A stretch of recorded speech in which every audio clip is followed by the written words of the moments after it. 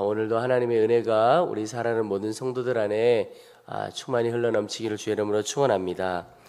유다서 앞부분에 보면 믿음에서 떠난 사람들 조심하라, 그리고 너희의 믿음을 잘 지켜라, 이런 말씀을 하고 있습니다.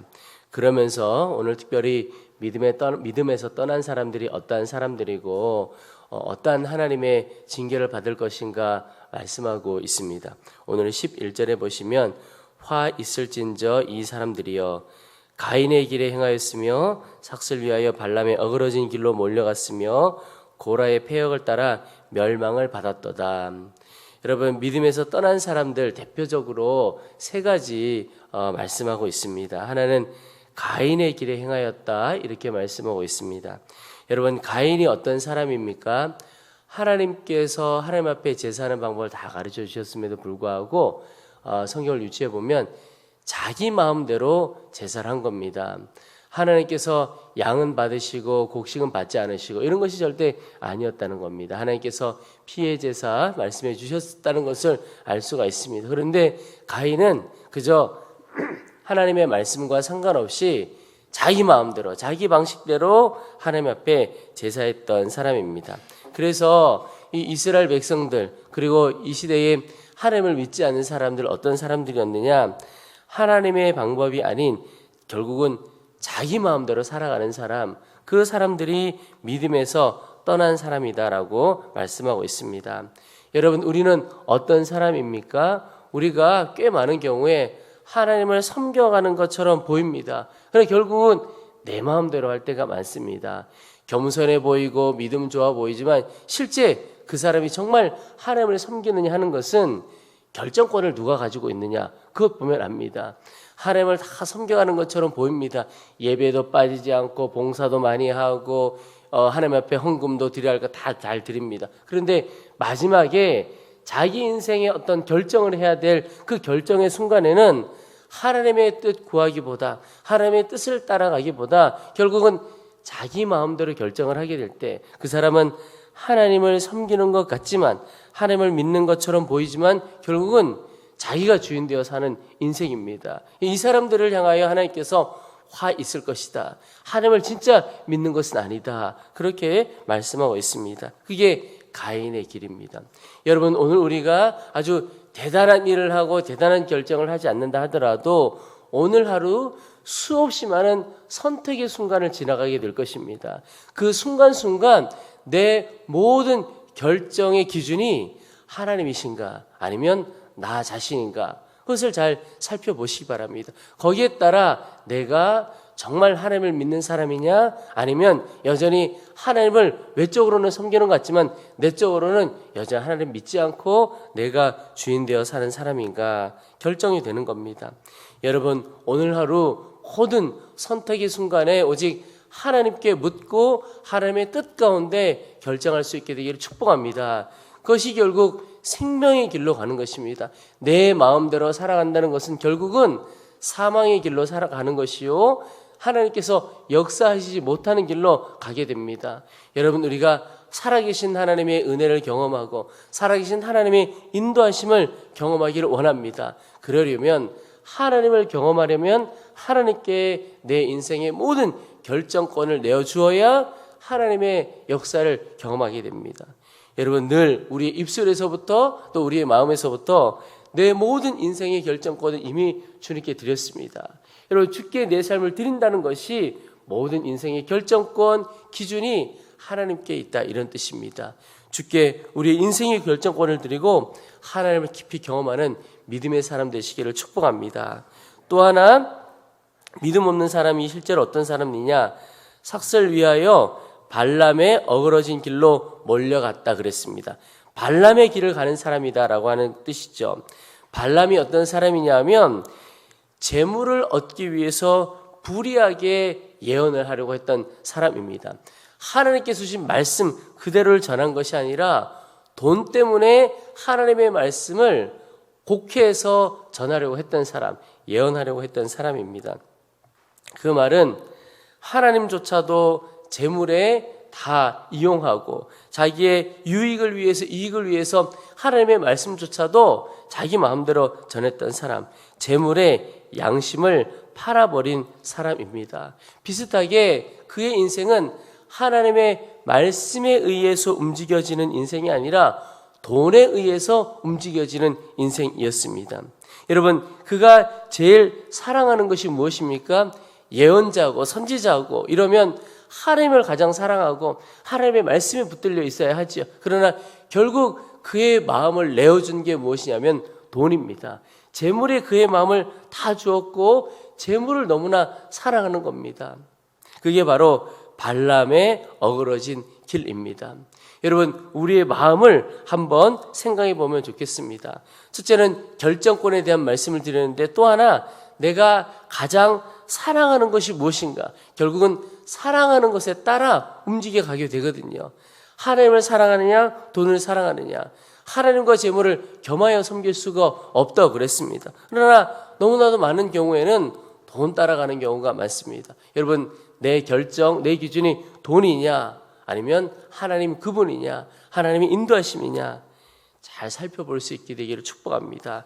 그런데 하나님을 따라가고 하나님의 말씀을 따라가려면 사랑이어야 합니다. 억지로 가는 것, 율법적으로 가는 것은요, 한계가 있습니다.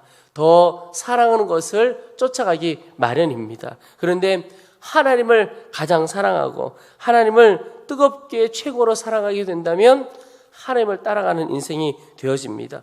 특별히 여러분, 하나님이 첫 번째이시고 그 다음에 두 번째가 있고 세 번째가 있고 이런 인생이 아니라 전부가 하나님이 되기를 축복합니다.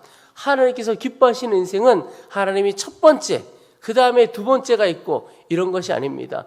첫 번째도 하나님이고 두 번째도 하나님이고 세 번째도 하나님이고 그 인생을 하나님께서 기뻐하시고 놀랍게 쓰시는 겁니다. 그래서 이제는 내 마음속에 주님으로 100% 가득하게 되기를 축복합니다. 그게 예수님 한 분으로 충분한 것이고 성령의 충만함입니다. 여러분, 성령의 충만함이라고 하는 것은 뭔가 신비로운 말을 하고 어떤 신비로운 것을 보고 이것이 아니고 아무렇지 않은 것 같아도 그 영혼이, 그 심령이 예수님으로 가득한 것, 그게 진짜 성령 충만입니다. 그 사람이 사랑의 사람이고 믿음의 사람이 되어지는 것이죠. 여러분, 오늘 우리 가운데 주님 그 누구보다도 세상의 그 어떤 것보다도 주님만을 가장 사랑하고 주님만을 홀로 주님만을 사랑하는 자 되어지기를 원합니다. 그게 진짜 믿음의 사람입니다. 그리고 오늘 11절의 마지막 고라의 패역을 따라 멸망을 받았다, 이런 표현이 나옵니다. 여러분, 고라가 누구냐면 레위 지파 고앗의 손자인 사람이 바로 고라입니다. 그런데 이 사람들이 출애굽을 할 때 어떤 일이 있었냐면 광야를 지나갈 때 하나님이 세우신 모세와 아론을 대적하는 일을 했습니다. 반역을 시도했던 사람이 바로 고라입니다. 고라가 지휘관들, 사람들을 모아서 모세와 아론을 대적했습니다. 근데 이게 왜 하나님 앞에 큰 문제가 되었냐면 하나님께서 좀 독특한 데가 있으십니다. 그게 뭐냐면 사람에게 대하는 것을 하나님에 대하는 것으로 받으실 때가 많습니다. 그래서 우리의 연약한 이웃들, 어떤 필요가 있는 이웃들 돕는 것을 하나님은 하나님을 도왔다고 여기십니다. 또 그런 사람들을 외면하면 하나님을 외면한 것으로 받으십니다. 그래서 예수님께서 말씀하신 것이 그렇죠. 너희가 나를 언제 도왔느냐 이렇게 물어보실 때 우리가 부지불식 중에 알 수 없는 중에 나그네를 돕고 연약한 자를 도왔을 때 하나님을 도운 것으로, 하나님에게 사랑 베풀어 주신 것으로 받으십니다. 그것을 또 기뻐하시고 하나님이 다 갚아 주시는 거죠. 권위에 대해서도 마찬가지입니다. 이 고라가 모세와 아론이라고 하는 지도자들을 대적했죠. 그런데 하나님은 그것을 어떻게 받으시냐면 단순히 모세와 아론에게 대적한 것이 아니고 하나님께 대적한 것으로 받으셨습니다. 하나님의 권위에 대적한 것으로 받았습니다. 엄청난 결과가 있었죠. 많은 사람들이 멸망해서 죽어가는 일이 벌어졌습니다. 지진이 일어나 땅이 갈라져 사람들이 죽어가기 시작했고 불이 그들을 다 휩싸서 죽게 되는 일이 벌어지게 되었습니다. 여러분, 우리가 살아갈 때 권위를 가진 이들이 있지요. 그 권위를 가진 이들, 가정에서는 부모님이 될 수 있겠고, 우리가 속한 공동체에서 하나님께서 세우신 리더, 권위자들이 있습니다. 근데 그 권위자들에게 순복하는 것은 하나님께 순복하는 것이고, 그 권위자들을 대적하는 것, 하나님께 대적하는 것으로 하나님이 받으신다는 겁니다. 이게 참 무서운 일입니다. 여러분, 오늘 우리가 다 믿음의 사람 되기를 축복합니다. 오늘 11절, 믿음 없는 사람은 자기 마음대로 살아가는 사람, 돈이 제일 중요한 사람, 하나님의 권위를 인정하지 않고 대적하는 사람, 그 사람들에게 화 있을 것이다라고 말씀하고 있습니다. 그렇다면 여러분, 오늘 우리가 어떻게 살아가야겠습니까?